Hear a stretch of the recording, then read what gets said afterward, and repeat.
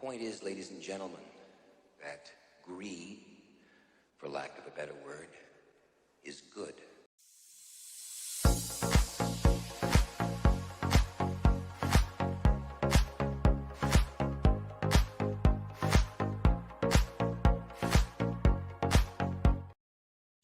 And good evening, everybody, and welcome to Real Talks After Dark. I'm your host, David Steele. So I thought I'd come to you guys live tonight to not only kick off the what I'm going to be doing, but this is going to be one of the first movies here for the new year. So I should say Happy New Year. Hello, Dadpool. Good to see you here. So that's So that if you hear me say or future references Happy New Year, that's what this is going to be. This is going to be the first video of 2025. You guys are catching it live. I was going to record a couple days ago, had some problems. Anyways, finally got them corrected, taken care of. So, and if anybody who just saw the clip there, I kind of left it under wraps. What we were doing, we're going to be doing one of the great movies of the 1980s, I think, but really a perfect movie in my opinion. That's Wall Street. So many things to say about this movie, and we're going to get to it in a couple minutes. This movie really was, I think it's not only a perfect movie, but I think it's really a referendum and editorial on the 1980s. And that quote you just heard there from Gordon Gekko or Michael Douglas really summed it all up, right, guys? It really summed up the 1980s. It was excess, it was greed, it was wanting too much, it was big things, it was big hair, big music, everything. But more importantly, it was just greed. And this movie really put a mark on that. And Oliver Stone is, we talk about all the great directors of the last 25, 30 years, the Scorseses and the Spielbergs and, the Paul Thomas Andersons. And, Oliver Stone doesn't get enough credit. He really, really doesn't get enough credit. He has put in 7 years, he put together a collection of fantastic films. And I mean, I just want you to take a look at these guys because some of these films we still hold, they're amazing films. I mean, Wall Street we're doing tonight, you look at Natural Born Killers. I did the retrospective for that last year. You guys can go check that out. I will leave a link down in the description box for you guys to go check out on that.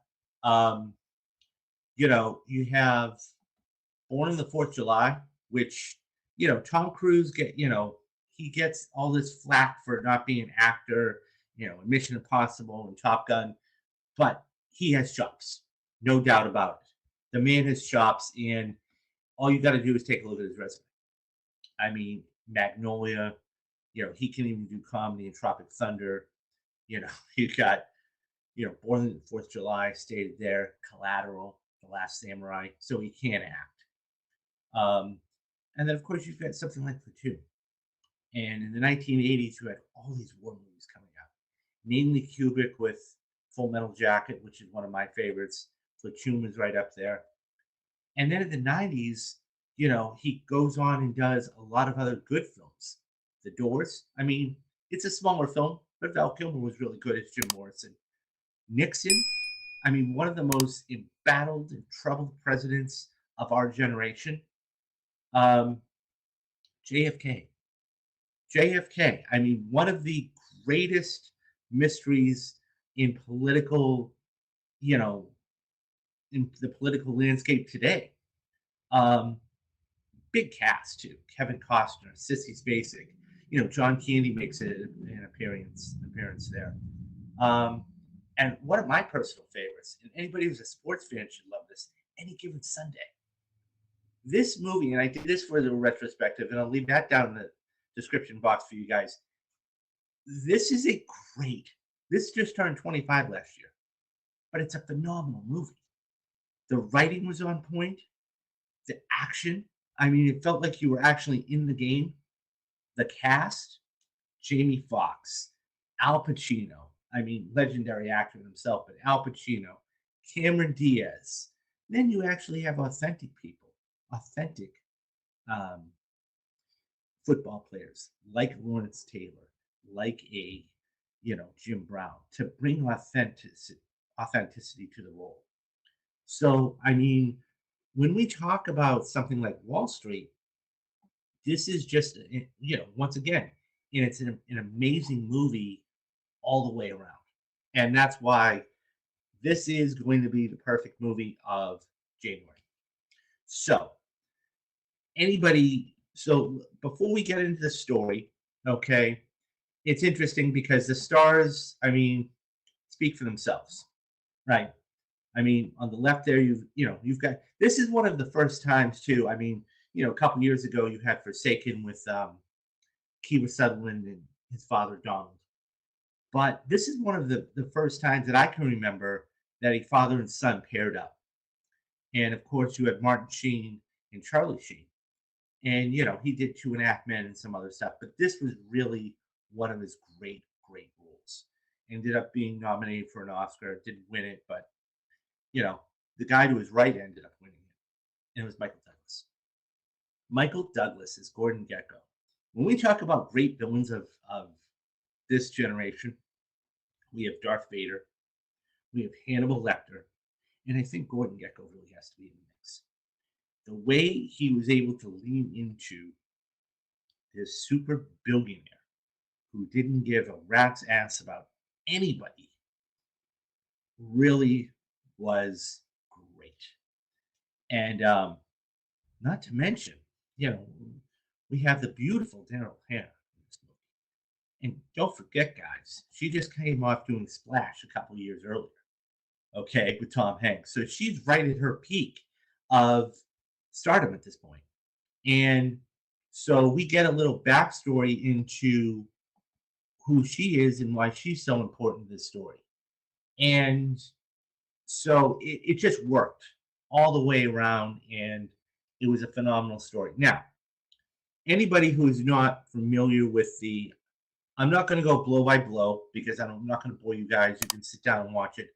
But what I am going to do is run a few numbers by you real quick, because it is fascinating to see how this is today compared to where it was in 1987. And that's when this movie was made. So this was actually, believe it or not, guys, this was actually a Christmas movie. I didn't say Christmas. It wasn't necessarily December 25th, but it was released in December. So it was released December 11th, 1987. Okay. Incredible time to put this out. So as I said, I ran through so you have Michael Douglas, Charlie Sheen, Daryl Hannah, and Hal Holbrook's in this, believe it or not, as his boss. Legendary actor Hal Holbrook got a part as Charlie Sheen's or Bud Fox's boss. It's not a big role, but isn't enough to, sway some people to actually sit down from the older generation. Go, oh, my goodness, that's Hal Holbrook, and then make them turn on the television. So, and then you had a very young James Spader in this, who had a small little part and everything else. So once again, this was written by Oliver Stone and Stanley Weiser, directed by Stone, and so it was just, he was at his legendary points at that time. So opening weekend, I always used to talk about money, and I'm not so much about the money now, but I think it is fascinating to actually take a look at the numbers back then. So back then, this opened to, now if we get a wide release today, guys, it's about 3,000 theaters. So the wide release back then was 730 theaters. Think about that for a minute. So it's about a third of it, right? Not even a third of it, about 25% if you're lucky. $4.1 million. That's all it made opening weekend. $4.1 million. Now, it ended up doing a little bit better, and but adjusting for inflation, it made about $116.5 million, which, obviously today is trash, but back then is pretty good. Um, so so this basically follows the story of Charlie Sheen's character, Bud Fox, and he's a struggling stockbroker, and he's working, cold calling and everybody else, and he's trying to land that big. He's a hot shot, but he's not the hot shot, and he's trying to land that big client that would like be able to trade. He could be to trade because they work on commission, and so he goes and he's trying to get Gordon Gekko. He's trying to get his attention and everything else. So finally goes to his office. So after calling him for 59 days in a row, imagine you're a secretary, 59 days in a row. So they know him by first name and everything else. So he visits Gordon on his birthday, and he brings him a box of Cuban cigars. Contraband, trying to do that. So he goes in, and he grants him an interview, and he pitches some stocks to him, and Gordon just waves him off and says, "Okay, buddy." So he comes back and says, "Okay, look, I have an inside tip about this airline. My father works at it, and he'd been with the company for over 20 years, toiled with them and everything else. And so he's like, okay, I'll think about it." And so he gives him this tip, okay, that nobody else had because his father was the source. And so, in all honesty, so he's like, okay. So he's like, okay, fine. So he basically says, okay, you can do it. So when he makes a trade with him, okay, and then he brings him down to, sits him down at lunch, and that's his shot here. And he's like, "Here's the check, buddy." And it's a check for, well, we don't know how much it is, but we know it's more than he's ever seen in his life. Okay, million, $2 million, whatever. And now he's got a foot in the door. Now, the thing is, once you get your foot in the door, it's a matter of you have to keep your foot in the door. So Gordon basically says, "Okay, guy, I want you to get the information. I don't care how you get it." Okay. So of course Gordon has his fingers in all these different pies. So then he wants to follow this guy. And so he gives him another chance. And he basically wants him to spy on this person who is like he's an investor. He's a British investor. So then they realize he's going after a certain company. So Gordon makes a play at it. Okay.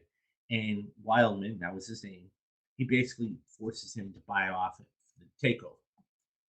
So becoming that big megastar that he wanted, okay, he goes over to Gordon's house one night and says, "Listen, I have some papers for you to sign and everything else."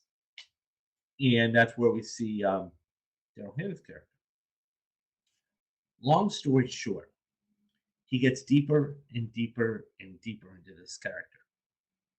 And, he's lavish this, lavish that, but he's working 50, 60 hours a week, 70 hours a week. He's got, stuff in his brand new apartment. He's got a brand new girlfriend on his arm, completely forgetting where he came from. And then it all starts to crumble.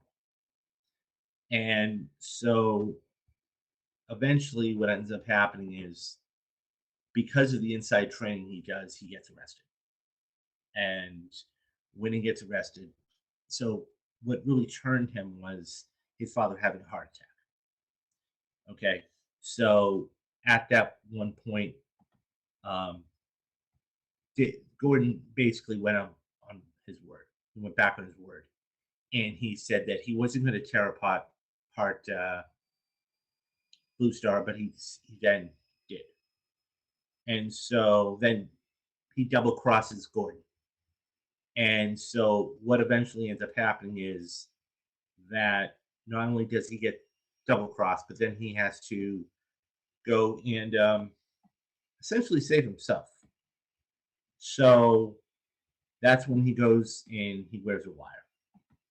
And he wears a wire and basically says, look, I gave you everything.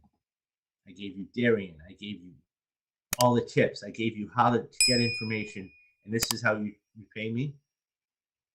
So that's the story of Wall Street. But the reason why this is so good, the reason why I'm doing it for a perfect movie, is because it is one of those things where, first of all, like I said at the very beginning of the stream, it's an editorial.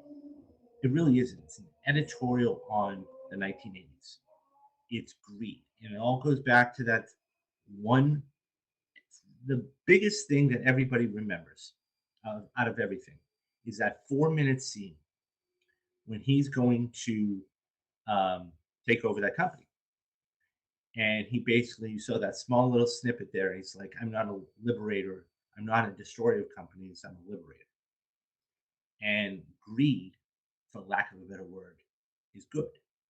Greed for life, greed for knowledge, greed for power, greed for money has made the upward surge and will save the United States of America. Now, whether you believe that or not, that's your own opinion. But just the fact that you had somebody to actually come out and say that. Because listen, we've had other editorial movies before. Namely, the last one out there was The Big Short, right? With Steve Carell and Ryan Gosling and everything else. This, and you have to remember something else too, guys. There was a huge crash a couple years earlier. Okay? So Oliver Stone really wanted to put his viewpoints out there.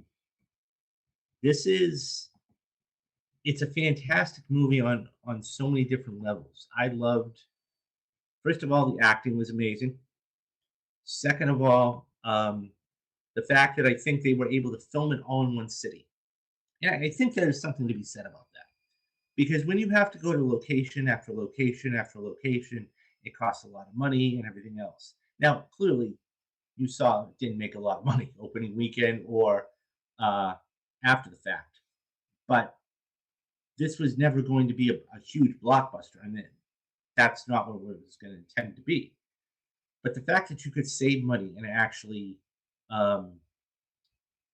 film it all in one city, like a Heat, like a Collateral, like a Wall Street, really says something in what it was. This is, I think, of all the films, and look, Oliver Stone has made a plethora of films in his lifetime. And I'm not even talking about Snowden. That's not even on the list, which I think, I don't know about you guys, but I love Snowden. Okay? Gordon Levitt playing Edward Snowden. That's another whole quagmire, about privacy and security and everything else. But that, I think, of all the films there, is his masterclass. I really do. And I love Natural Born Killers. It was ahead of its time. Okay. JFK was amazing. Okay. The fact that you can do a Any Given Sunday is an action film and have the stars behind it, like an Al Pacino and a Cameron Diaz, who's big at the time and everything else. And then a Wall Street, not to mention a Nixon. I'm not even mentioning The Doors. I'm Platoon. This guy is just a cinematic genius. But of all those films, I still contend that Wall Street is his best film. And it was proven by, Michael Douglas winning an Academy Award for his role as Gordon Gekko. Now, truth be told, there are some times where, because everybody wants a sequel.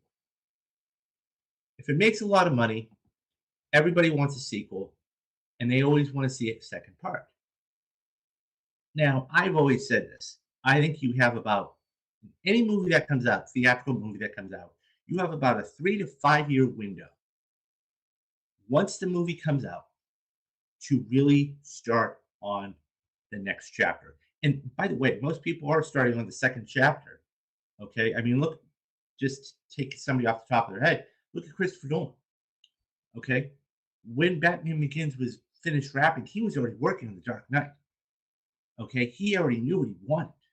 Now they had to sit down. He and his brother had to write the screenplay and everything else, but he had an idea. There are some sequels that should just never, ever be made. And it blows my mind. I mean, Ghostbusters 2 is probably another one of those sequels. But when I heard they were coming out with this, I went, no. Wall Street Money Never Sleeps. Now, for anybody who's seen the film, you know what I'm talking about. Stars Josh Brolin, Shia LaBeouf. Michael Douglas reprises his role as Gordon Gekko. And it has to be one of the worst movies I've ever seen. And I'm not exaggerating when I say that, because I hope all movies succeed. But this had to be one of the worst movies I had ever seen in my life. Now, luckily, I didn't pay money to see this, so I was fortunate in that fact. But I will say that they had no business making this movie. None. Zero. And I think, they basically had to get on their hands and knees and have Michael Douglas come back and reprise the role. Otherwise, this movie was going to take off. And it didn't. Carey Mulligan was Shia LaBeouf's love interest. And, Josh Brolin played a banker and everything else. Excuse me. But it just didn't work. And I think this is one of those times where they should have just shut it down. And I think that anybody, like I said, anybody who's seen this movie knows what I'm talking about. They really do. Because it was so disjointed. It was just, it's one of those movies you see once and then you put it away. But getting back to the original, because that's what we're here to talk about tonight. Wall Street is tremendous on so many fronts. It has the political angle, okay? It really has when you talk about thrillers, it had every little nuance you wanted, okay? It had sex, it had power, it had money, it had greed, it had all of those. It had all of those. What was the secret between Darian and Gordon? How did, why was, Bud able to get Darian? Everything else. Then you had the betrayal and everything else. I really think Wall Street is tremendous. And it's really worth a rewatch. If you haven't seen this in a long time, guys, it's worth sitting down and watch. Now, I've said this before. I think it's his masterclass. Now, he's made so many other films that you can, you can pick one out and that could be yours, But for me, I think Wall Street is a top-notch movie. Yeah, I mean, just from the budget it was made of, it was only 1 point. I mean, just take a look at some of this imagery here. This was made in 1987. You see the computers, the Apple computers. You had seen that's a cool little shot of Holbrook in the background there. Legendary actor. The fact that Oliver Stone was able to land him and do that, tremendous. And I like the secrecy behind it too. I mean, for example, we don't know how much Gordon's giving him a check for. And I think that's important. He just says, here, go have some fun, were his exact words. Go have some fun and enjoy the night. Then you had, like I said, the acting was there with Martin Sheen, his father. And I think there's something to be said about that, right? Because when you're acting with your father, yes, there's pressure, but it's a little more, relief. And take a look at IMDb. That is one of the 4 roles that Michael Douglas is known for. Really, the role, So, yeah, this wasn't going to be too long. But yeah, it really, the fact that and the fact that he came crashing down to earth too. I think there's something to be said about that, right? Because had he gotten away with what he did, there would have been something. But the fact that Stone and everybody wrote this in there and said, "Listen, okay, you have to go face the music right now and take take the punishment." There's something to be said about that too. And because right now we're in a culture, and I'm not going to get into it, but we're right now in a culture where sometimes bad behavior is rewarded. So it's good to see movies being able to say, no, that's not right. So yeah, I think for everything that it has, even for being almost 30 years old, it's still it's still a perfect movie. And so I think it's an amazing film. And you know, when we talk about movies today and everything else, I used to be all about box office. Everybody that watches this and has watched this knows that. I ever since the strike, I've started to get away from all of that. It's for me, it's about because we've seen films that are really, really good make a really crummy amount of money. And on the other front, we've seen other films make, a lot of money if they're really, really poor. Okay. This for me is about what what good movie making is. It's a good story, it's good acting, the locations are there, everything works. Um, yeah, I think Wall Street is you know it's a top notch movie in my opinion, and it is a perfect movie. So this is I should yeah it is a perfect movie, hands down. It is a perfect movie. Um, so if you haven't gone to see Wall Street yet, guys, or if you've seen it and you haven't watched it in a while, sit down and watch it. If you haven't, some movies may release with bad reception them over time becomes it. Yeah, no, absolutely, you're absolutely right about that. You're absolutely right about that, and that's so true. Um, the one I can think of off the top of my, I mean, look, we have Rocky Horror Picture Show. And this is before critics are. The one I think of off the top of my head is The Devil's Advocate. Now, anybody who's seen, speaking of, you know, Al Pacino, but anybody who's seen The Devil's Advocate in 1997 knows exactly what I'm talking about. That movie is so bad, but it's so good. Today, it's a cult classic. It is I mean, that last 10, 15-minute sequence with Al Pacino is legendary. Um, it's funny because when you look at who came out of that movie, you had Al Pacino, who's a legendary guy, who's going to go on and do Heat, or just did Heat in the 90s. You had Keanu Reeves, who's arguably one of the biggest superstars in Hollywood today, not named Tom Cruise. You had Charlize Theron, she's an Academy Award winner, okay, for Monster. She goes on and does The Fast and Furious. She does a couple other projects.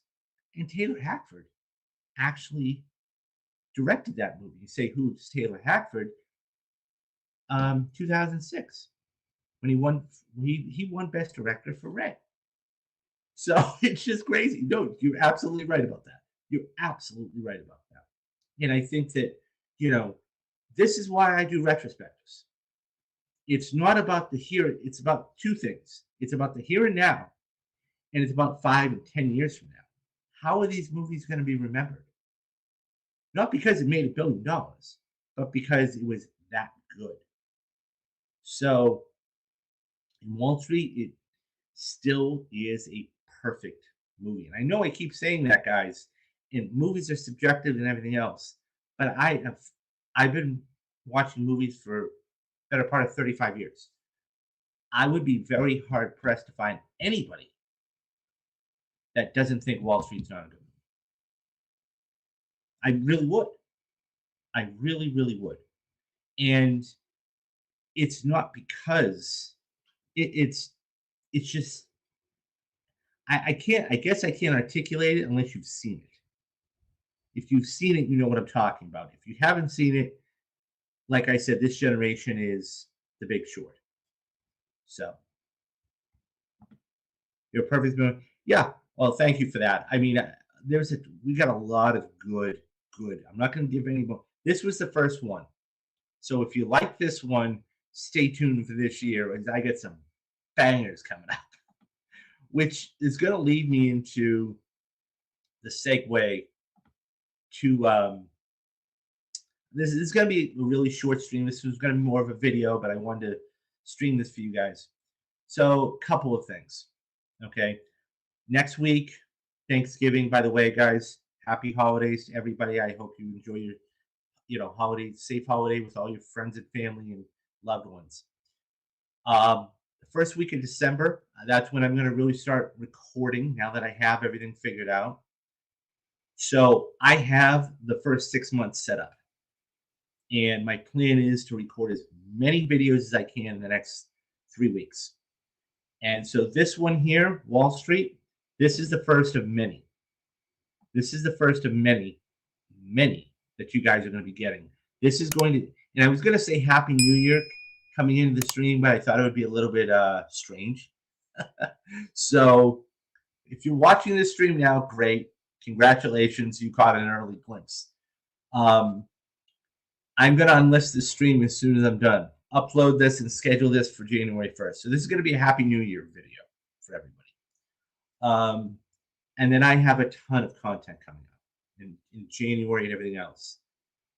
So my plan is to do this. And anybody watch the channel update, I'm not going to run through all of it, but you guys will go back and watch that, and you guys will really understand everything. I'm going to do a couple of rewatches this year. Okay. I've got The Last of Us. I'm going to start watching. I've already got the first 2 episodes ready to go to be taped. Okay. I want to do Last of Us Part 2. Dexter. You guys voted for all those people that did. Thank you very much on Twitter and YouTube. And by the way, down there is my Twitter handle. Come follow me on Twitter, guys.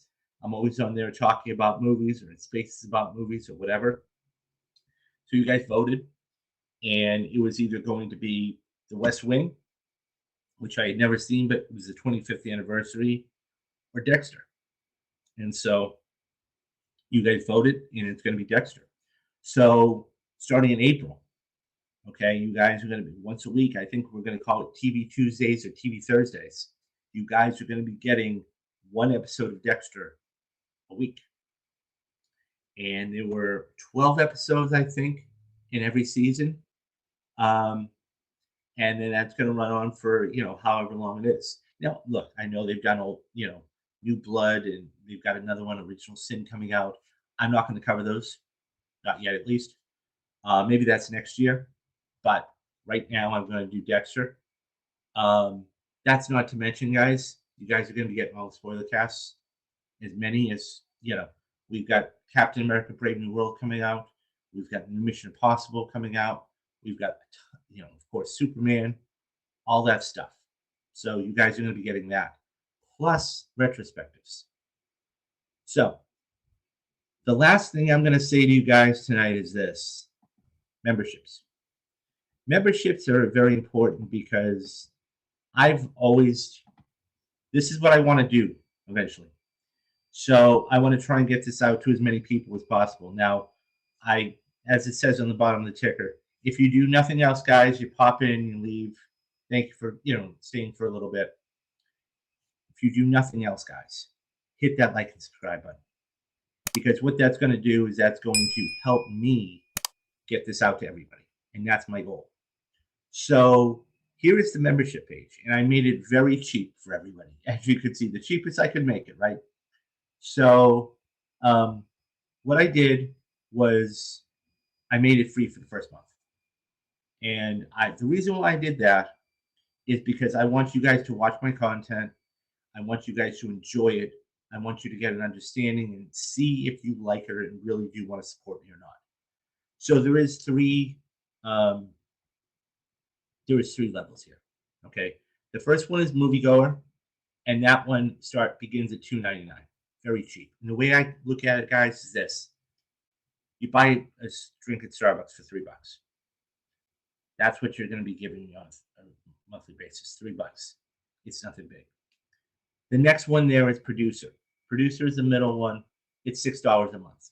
Now, Producer also, if you like, I'm in LA. Now, I don't drive, but I do know people that drive, and they're paying almost upwards of $5 a gallon of gas. So, that being said, one more dollar, you're supporting me in that front.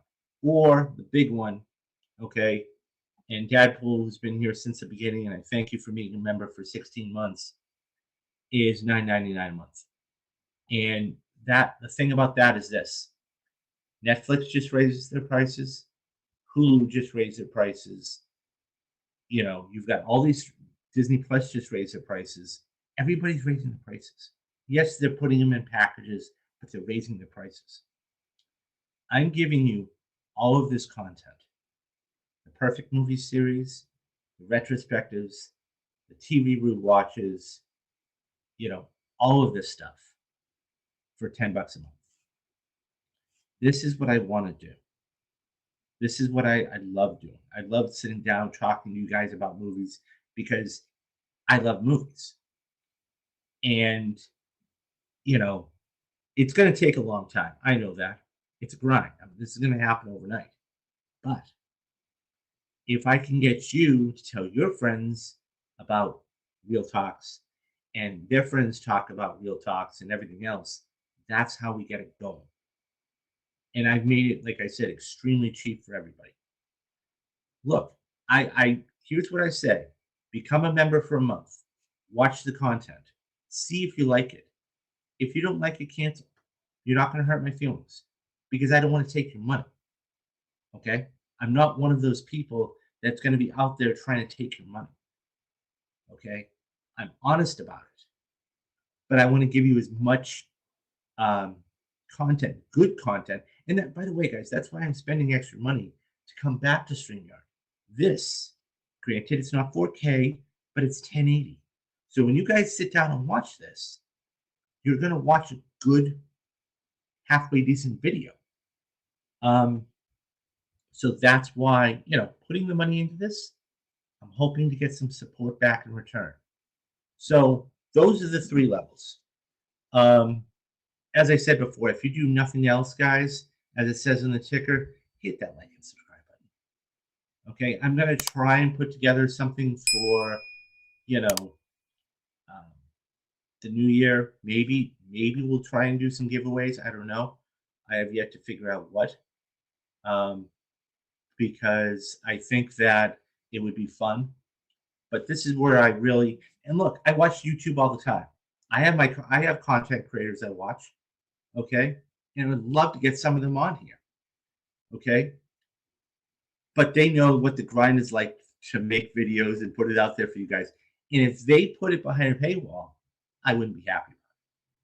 So that's why I'm doing this. I'm giving it to you completely free for the first month. So that's the big thing, guys. And like I said, I know it's going to be a grind, and I'm willing to put in the work. I mean, I mentioned earlier, Dadpool has been with me for 16 months, ever since the channel started. 16 months, through good and bad. So you want to talk about, somebody who's loyal. I mean, and he has everything, and he's helping me out. So all the thumbnails you guys are going to be seeing for the next few, those are all his work. And I'm going to put if you like his work, I'm going to put his handle for X down in the description. Okay? Send him some love. I'm sure he's glad to do some thumbnails or some art for you guys for a small nominal fee. So I want to help him out too. And this is the best way for me to do that. Anyways, guys, for everybody that came in and, just tuned in briefly, thank you. I hope you come back. For all those that are going to be coming back, thank you. I normally wouldn't say this. I'm excited for 2025. I really, really am. Because I'm starting to get the hang of this now with all these videos and everything else. And, you know, who knows where this is going to go. I am going to try and get some guests on. I'm no promises. I have a couple of people in mind. So, okay. With all of that being said, there are 3 things I always tell everybody to do. Number 1 is be safe. Number 2 is be careful. And number 3, in this case, have a good night. But for tomorrow, guys, have a great day tomorrow. So, with all that being said, I'm David Steele. You've been watching Real Talks After Darks, and I will see you later, guys. Bye-bye.